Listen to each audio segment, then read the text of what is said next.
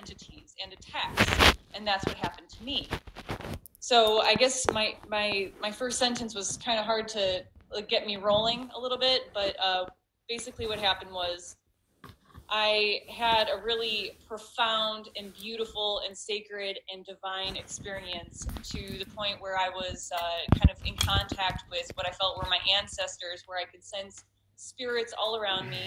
I was wearing a necklace that the Smithsonian dated to be ancient Egypt. I forgot it was like a BC, like 600 BC. So I was wearing a necklace from 600 BC that was Smithsonian approved, and I felt like there was some significance to that. And now, for this experience, where were you, and what type of I guess psychedelic were you using?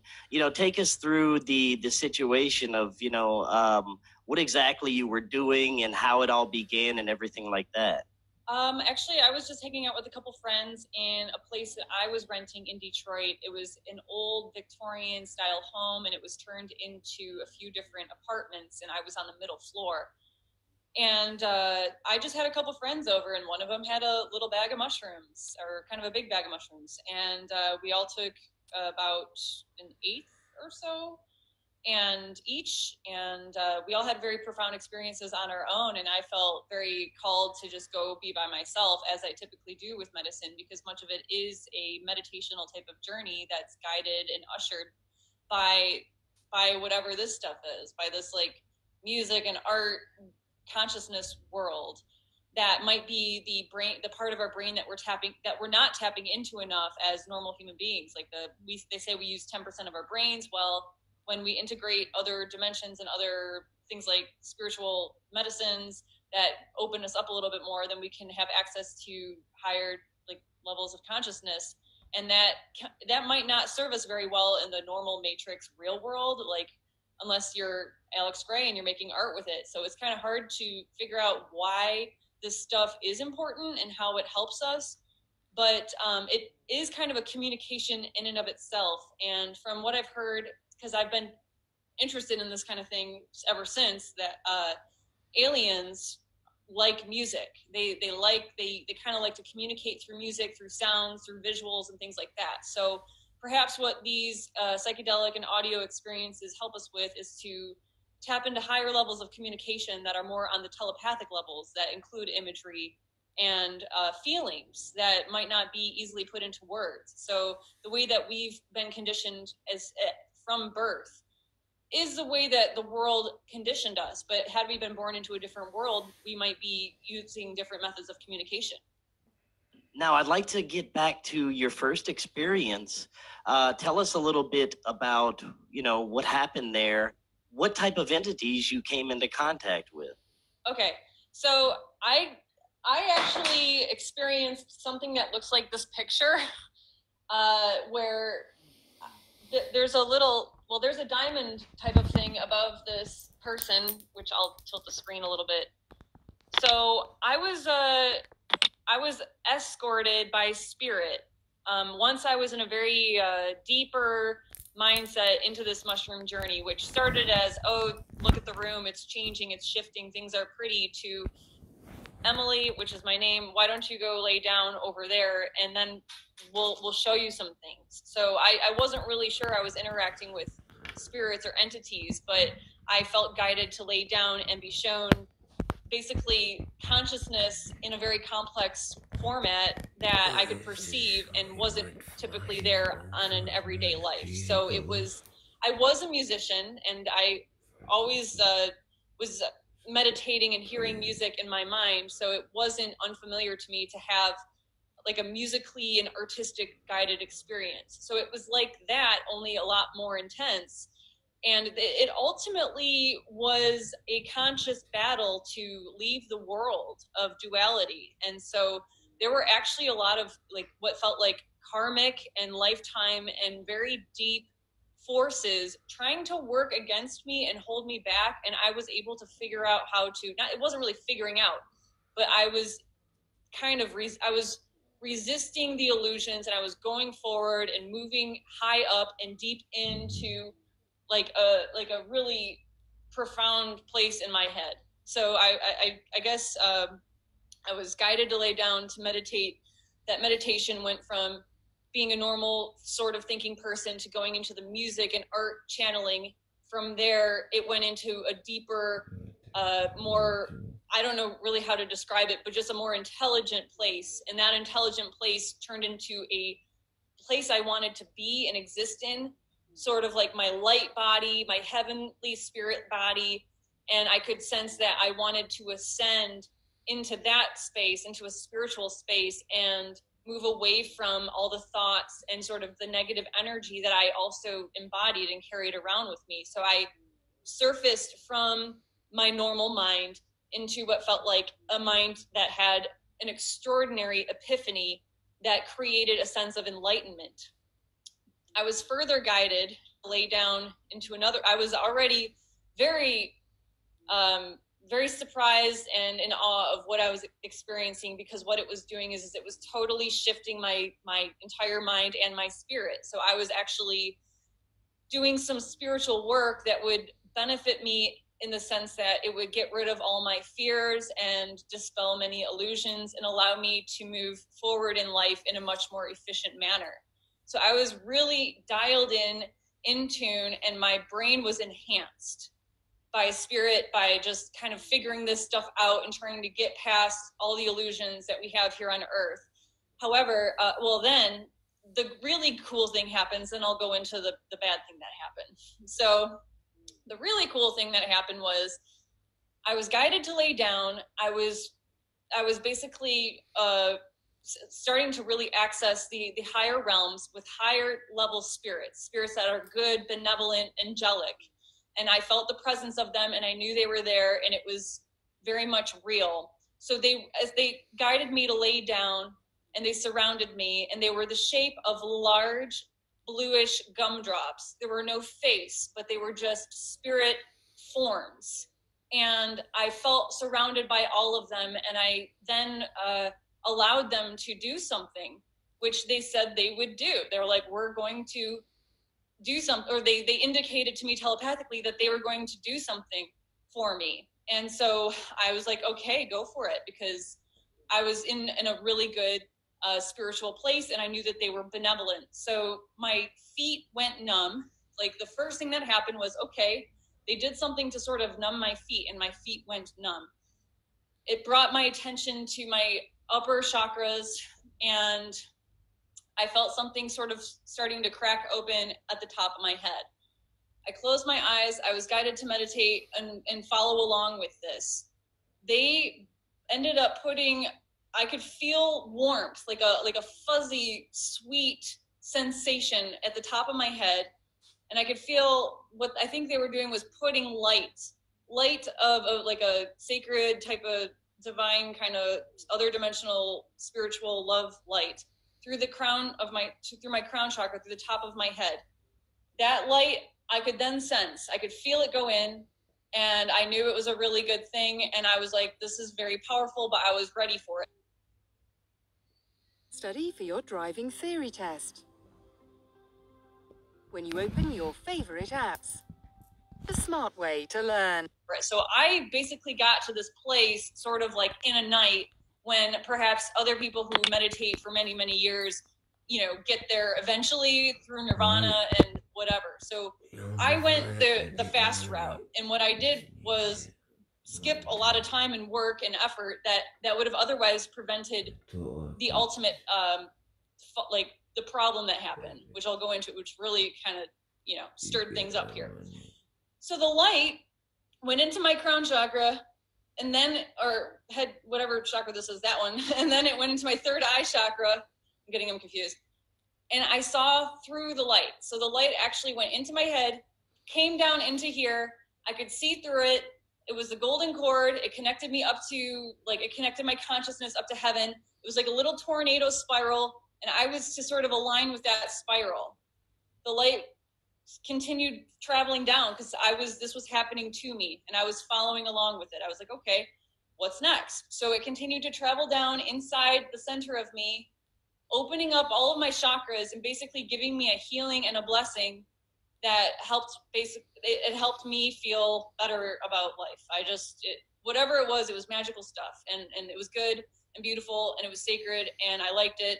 And it went ultimately continued down until it finalized or completed or concluded in my uterus. And I was sort of, okay, and this is the part that I don't really ever tell people because I've dismissed it. And a lot's happened since as far as relationships and things like that goes. But I was told that I was going to be something along the lines of the next Virgin Mary. And it was a really like evident, clear telling to me. And I was like, was Jesus real? Was Mary real? Was all that real? And like, they were totally confirming it. So I don't know if I was asking the right questions or if I was just saying, is the possibility of miracles real? Did this ancient miracle occur? But these people or angels or spirits were all like, yes, that was very real. And now you have this gift within you, and you're going to basically be the next Virgin Mary. and well, I wasn't a virgin, and I'm definitely still not a virgin. But so that's kind of like, so it gave me this like, holy moly, Messiah complex. Like, here I am getting this sacred gift. Was I just seated with Jesus? And then my realistic mind came back into play and was like, can I have a baby right now? Like, my family would be like mad at me for getting pregnant without being married, kind of thing. So it was just not something that I was ready to do, and I still don't have any kids, and so it's been a while, and I never became the next Virgin Mary, but I was told during the sacred experience that I was, and so I think that affected me in sort of a Christ complex, Messiah complex kind of way, even though yes, I had this miraculous experience that shifted and altered me to this really high vibrational being that was tapped into heavenly dimensions and had access to this very high place of space and freedom and total like just ascension. And I liked it, and it was great. And I ended up channeling a song, and it was like it was completely in rhyme, many lyrics, many verses. And I'm actually not a great lyricist. I am a musician, but this thing was just, I just busted it out. I wrote it all down, and it flowed out, and it made a lot of sense, and it was really prophetic and really profound and like, really intense. So the next day I was like going around town like, oh my gosh, I got to change the world. I'm like ready to manifest great things. And here I am in Detroit where everybody else is kind of like going along their normal merry ways. And I'm just this fierce energy that's kind of startling everybody, kind of freaking people out a little bit. Because when you're buzzed or electrocuted or electrified with like divine energy or whatever it may be, you're going to make the people around you who aren't used to that, you're going to freak them out a little bit. So I looked a little crazy. But what I experienced was within me and very profound and very, very beautiful. And it wasn't something I had yet to ever unravel, because what ended up happening was, okay, here's the sad part. Ready? Well, looking back, do you think that those original entities were benevolent entities, Yeah. or do you really feel that Absolutely. That they were... Okay. Absolutely. Okay, so then what happens next? So basically, what happened, and this is this is what I am inferring, which is I had opened up some portals. Some portals opened up within me. I was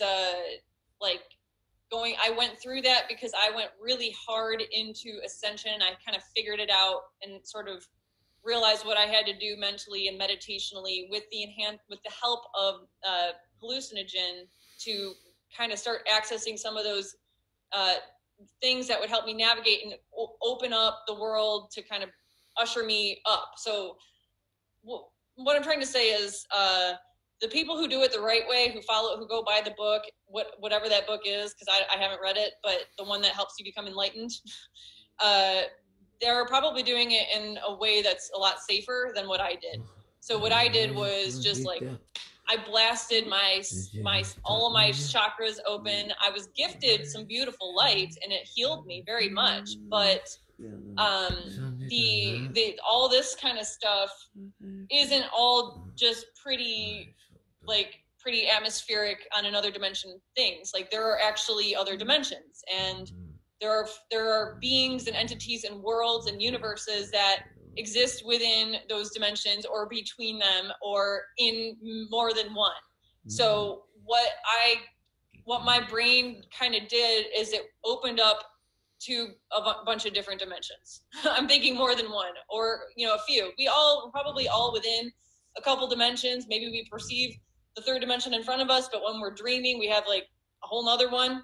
And then maybe there's a few more that are behind closed doors that our brains just don't open up. And if they did, then we'd have some visitors. And that's what happened to me. So here's what happened. Okay. I thought perhaps I had personal access to this divine place with these, heavenly beings. And so I tried mushrooms again on my own. And I ended up not being ushered or guided or having the same kind of experience. What I should have done was nothing and left it at that. What I did do instead was start to integrate my habits. Like I smoked a little pot again. I thought a few things again. I became kind of a regular person again. I didn't hold myself to this Virgin Mary status. Like and this is over the course of a day or two. And then I tried the mushrooms again, thinking, well, I must be special. I must have this access. This should be able to happen again. Because, I'm like, it was hubris. And it was the first day was a gift. I should have just received it, taken it humbly, and moved on. But instead, I thought I could get back there. So what I ended up doing was using my own will, my own ego, and my own intention to try to think that I could do that. So I had no guidance. I had no protection. I didn't know the concept of protection at the time. Okay, so I totally took it all for granted, and I had no idea what I was getting myself into. So having done it on my own the second time around, I basically did something wrong. And there were still portals open, and there was still my ego trying to think that I knew my way around this whole situation. So I ended up collapsing some of my third eye opening samadhi experience. So I basically this kind of stuff all sort of got distorted. So I distorted it, and I'm like, crud, I want to get it back. So after the second time of doing it on my own without having the guidance, I messed up the stuff, and I felt kind of funky in my head. So I tried it again on the third night. And that time, that's the rough time because what happened was same thing. I shouldn't have done that. Okay. It was a big mistake. I should not have tried it again, because this time, it wasn't going well. It wasn't going like it did the first night. I had no guidance. I was kind of on my own. It didn't work. And I just tried forcing something. So it was like I went in with this intention not to be open for love and universal divineness. I was more like, I want to get back there. I got this goal in mind. And so my goal in mind and my ego did the wrong thing. And basically there was portals opened in my head, and a negative entity, I suppose it was negative because it invaded me. So I think it found out what I did on the first night from way somewhere else in the universe. And it was I showed up on the radar, some big explosion, that this divine stuff happened in a person that everybody wants. We all want to wake up, feel conscious, have psychic powers and whatever it may be, and have no fear, and just totally transcend all this duality. And so anyway, I think some kind of entity saw that this happened and was like, ooh, who is that? How did she do that? How do I get that too? Because there's a lot of entities that can't ascend, so they just remain existing, and they're not able to access heaven and all the all this stuff. They just have a goal in mind. And so that goal in mind in this entity, this dark blob, was to get into my head and try to get what I had. So that's exactly what it tried to do. That's what happened. So what happened was, this little black dot came out of the wall, because I had my eyes open, and that was part of it. It was part of I had to see it happen. Maybe if I didn't see it, it wouldn't have happened, but I saw it. And so that's part of it. That's like this whole other dimensional thing. It's like part of it is being able to see it and perceive it to know that it's there. And if you can't, then you're actually possibly being protected. So it's almost good that in many ways we don't know what's going on other dimensions, because if we did, we might be a lot more paranoid, noticing ghosts flying around us all the time, which is what happened to me. So this little black dot flies through the wall, flies up to my face, flies into my left eye. So it goes into my left iris. I am then still connected to this whole telepathic thing. So I was telepathically guided to then go into a meditational mode, kind of like a trance. So the thing went in my head, put me into like a meditational trance immediately, and I saw a bunch of things happening. It wasn't the stuff on the first night. It was dark worlds. It was eerie, green, smoky, but kind of cool looking landscapes of other planets or worlds or whatevers. So the thing was showing me a bunch of stuff, and it wanted me to get into it. It wanted me to be like, oh, that's cool. Oh, I like that. But instead I was like, this doesn't feel right. I don't like that. And I kept rejecting it. So I rejected this entity that was in my head and was trying to show me images inside my head. Now, I didn't stop to like take a look at what was actually going on here because I was inside of the experience. Looking back on it, I should have been like, whoa, whoa, whoa, whoa. Something is in my head and it needs to get out immediately. But that eventually happened. Okay, so the thing got into my head. I could see its images. It was on the outside of my face. It was a little black dot. Inside my head, it was a whole kind of mind. So it's like as small as our pineal gland is, as many things happen in our dreams, and as vivid as our imaginations are, this little thing could do that inside my head. So it used my head as a canvas to project its mind. And it, which I discovered eventually because I had to go to psychics and healers and things like that, was hundreds of years old from hundreds of light years away. So this thing was an archon, and there was a battle, and the battle was for me to try to get this thing out, and that happened that night, and it didn't go out, and it never really, it never quite ever went out. It had an agenda, and its agenda was to eventually get as deep inside me as it possibly could, and there were so many details to this, so I'm just gonna like pause and see where you want me to pick up from. Well, I think it's fascinating that you got to see a glimpse of these lower vibrational realms, but it must have been so terrifying for you. Now, I've had an experience with LSD when I was a teenager, where I felt like I was being dragged below the surface of the earth. I felt like I was being dragged to a lower vibrational frequency as well.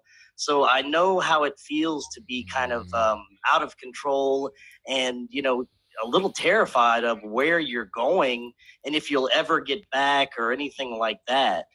So what was the next step for you? Did you try and, seek any help for what was going on? And did this entity, how did it stay? How did you know that it was staying with you? Oh, boy. Okay, so I'm going to just go back to the night it came inside my head. So here it is inside my head showing me its worlds. I was rejecting those worlds. Study for your driving theory test. When you open your favorite app. Worlds, and it was trying harder and harder to convince me to accept it. So it just was like showing me images. And so if there's the thing that's so bizarre about it is it kind of like made sense to me at the time that something was like doing this, but to somebody else, like when I started telling people about it, they just thought I was completely nuts. And I'm really lucky that I came out of this all right. But basically, I realized after it was trying harder and harder, it was exhausting me. So all this mental power that I had from the first night, and I received from like the Holy Spirits of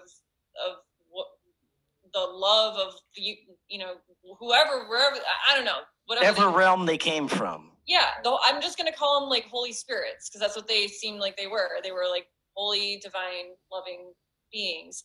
So this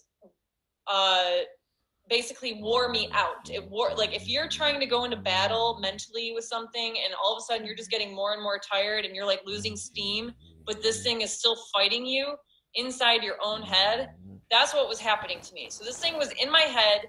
It somehow got in. It somehow was staying in, and it was not going out. When I realized that I was losing my ability to fight it off, and it was getting closer and closer to like the middle of my mind, like to the part where I am, kind of, I realized I was in big trouble. Did you get a sense of what this entity would look like? Or Yeah. Oh yeah. So like on the outside it's a little black dot. On the inside, not only can it create a world of images, but it can shapeshift. So here's when I finally was able to look at it. So all of a sudden I'm feeling caved in on, like closed in on, like this thing is getting closer and closer to my like sacred stuff. And I then scream for help, and it's not a scream out loud. It's not like anybody's gonna hear me and be able to help me. This was the scream into every possible helper I could possibly like get in touch with, like on the other dimension. So I'm screaming for help. And as I'm screaming, I'm seeing a lot of angels flying by in this stream. So I'm screaming, and like kind of like one eye open is able to look over there and see just a river of helping, like of spirits flying by. One came out of the river and into the situation and had some like spiritual powers or whatever, because it was able to sort of break it up. So like I was being attacked. I screamed for help. Something came out of this river of helpful spirits, was like, whoa. And that's when I saw what this thing looked like. So the angel, I'm just going to call it an angel because it helped me, it made this thing step back a little bit. That's when my third eye could see what it was, and it was a black blob.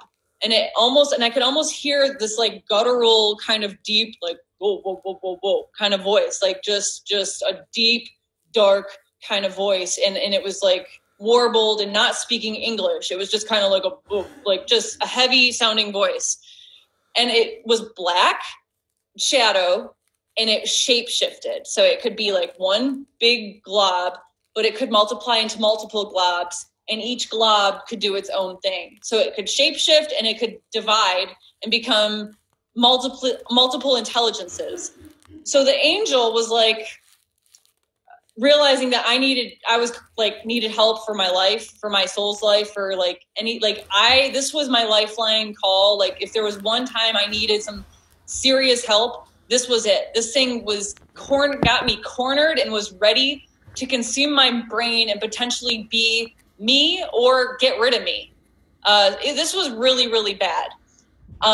So yeah, it was rough. So the angel, so I could kind of hear I was already in this telepathic kind of understanding of things at this point.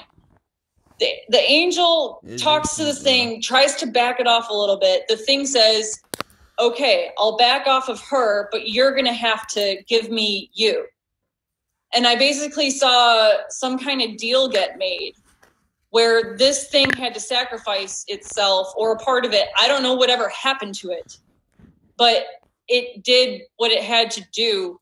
And the thing could only, and the dark glob, the evil glob entity backed off a little bit, but it never left my head. It only stopped right there where I was like screaming for help, and I was almost completely pinned down in my mind.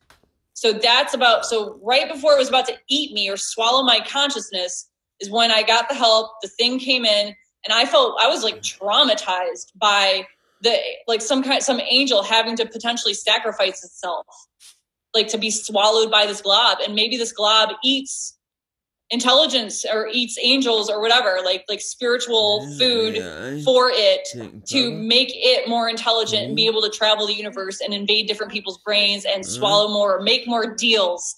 So it's like about deal making. It's about being invasive and finding like little angels to eat so that it can become a part of this glob, this evil entity. I mean, I don't know. Because some say they are feeding off of energy, feeding off of consciousness, feeding off of life force, things that they don't have. Yes. That gives them sort of power and energy. Exactly. So, I mean, I don't know the fate of this little divine being that tried to help me, but all I know is that it helped me and I needed that help. I needed that help desperately. So that way I was able to kind of like have enough space to push it away. So if something's on top of you and you have no leverage to push it off, then it'll just stay on you. So at this point I had a little bit of this, you know, I could kind of, and so I stayed like that. I mentally remained pushing this thing away and, okay. So, and it stayed there. It actually didn't come closer, but it actually did not leave either. So the thing remained in my head, and I actually went to the ER because I thought, okay. How did you come out of the actual experience? How did you come out of that state? I did not. The thing messed my brain up. So here's how I came out of it. Okay. My third eye, there turned to be a red dot in the middle of my head. So basically the light that was here, that was like shining bright, kind of on another level, like my samadhi, that turned red. So that went out. That light went out. This thing being in my head, it displaced me from the center of my mind where I was typically docked, and I was over here somewhere. So when I opened my eyes, was like, whoa, what just happened? I was no longer accessing all of my mind. I was no longer accessing all the faculties of my mind. I was quarantined, and there was still a showdown. That there's still more details to all of this, but I ended up quarantined in a different place in my mind without the ability to think anymore. So the best outcome was that I could hardly think, and I had this dark entity locked in my mind, trying really hard to get inside as deeply as it could into my pineal consciousness. And I was displaced, and I felt like there was a lot going on behind the scenes that I couldn't see, because eventually, so I'm just going to say real quick, I went to the ER thinking the doctors could like remove it. Because that was my logic. My logic was, okay, well, doctors fix people, so maybe they've heard this before. They thought I was nuts. They gave me an antipsychotic. The antipsychotic lowered my defenses. So anybody that's given that prescription that is actually having a spiritual issue is going to have their spiritual defenses lowered, and is ultimately probably going to be taken over by whatever entities ended up in their head. So I feel like maybe I should be more of a spokesperson for the wrongfully accused, like schizophrenics or whatever, because I bet that there are a lot of things that are going on these other dimensions that people are experiencing, and then they're given these medications, and the medications are not helping them. So I can say right now, what the doctors thought would be the best for me was actually the worst for me, and that medication is terrible. So I did not go back in that direction. I was not going to seek help from them ever again. Okay. But then I found a shaman. The shaman helped clear some of the energy that the shaman was able to clear, but still this thing was stuck in me, and it was stuck in me. It was like in my dreams, what did the shaman attempt to do to clear this? The shaman realized it was there, and the shaman said that he felt the thing try to jump into him too, or at least the glob part of it perhaps multiplied and tried to go in, because a couple different people that tried to help me said that the glob was a force to be reckoned with, and that the glob was trying to get into them too. Like, people perceived it. So the healers that can already perceive these kind of other dimensions were able to detect that